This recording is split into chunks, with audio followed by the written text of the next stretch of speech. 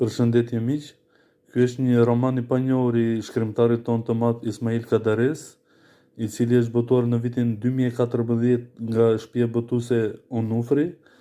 Romani për herë të parë është shkruar nga Kadareja në vitet 1950, në kohën kur ai ishte student I Fakultetit të Gjuhë Letërsisë në Tiranë. Si adhurues I Kadares, mundohem domethënë që të lexoj çdo vepër të tij, pasi mendoj që është një nga vlerat më të mëdha që ka pasur kombi shqiptar.